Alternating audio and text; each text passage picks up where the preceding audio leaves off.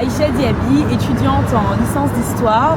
Je suis pas mal engagée dans tout ce qui touche à la promotion de l'art et de la culture issue du monde noir.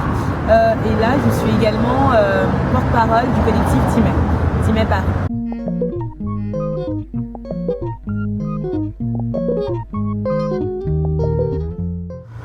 Alors aujourd'hui, nous sommes à la place du Général 4 Roues, donc près du monument Fer Cassé, qui a été inauguré en 2008 et qui fait référence justement à l'affranchissement des esclaves et de la libération. Alors cette place, elle est assez intéressante parce que on est dans un quartier quand même qui a composante blanche et qui n'est pas du tout communautaire en fait, et d'avoir un lieu aussi symbolique que celui-ci dans un tel quartier, ça, en fait, c'est en totale adéquation avec les valeurs qu'on défend collectif Dimay Paris, c'est-à-dire qu'on souhaite que cette journée nationale de commémoration de l'abolition de l'esclavage et de la traite soit commémorée par l'ensemble de la nation et pas par une partie de la population qui est afro-descendante et antillaise. Le collectif du Dimay, c'est un collectif qui rassemble plusieurs jeunes issus de la région parisienne.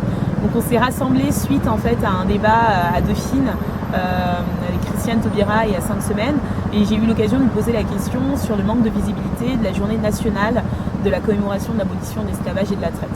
Donc après ça, elle a répondu à notre question et elle a soulevé un point très important qui était de commémorer cette journée sous l'angle de l'art et de la créativité pour montrer l'apport culturel des esclaves durant cette période. Donc nous on a retenu la réponse et on s'est tout de suite rassemblés en un collectif pour organiser en 5 semaines, c'était ça un peu le défi, un rassemblement populaire. Pourquoi ?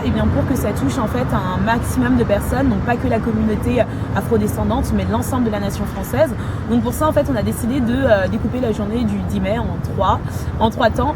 Donc faire une exposition artistique avec des peintres, des dessinateurs, etc. sous le thème des héros oubliés. Ensuite faire une table ronde avec des spécialistes et enfin des prestations scéniques, donc avec des chanteurs plus ou moins connus, d'autres célèbres, d'autres moins, et des danseurs, etc. Donc pour rendre hommage aussi à tout cet apport culturel des esclaves durant cette période. Un mot de la fin ? Alors, mot de la fin, ce que je souhaite dire, c'est que cette journée, ce ne doit pas être une journée communautaire. C'est une journée qui appartient à la nation française, donc qui doit être commémorée par l'ensemble de la nation française.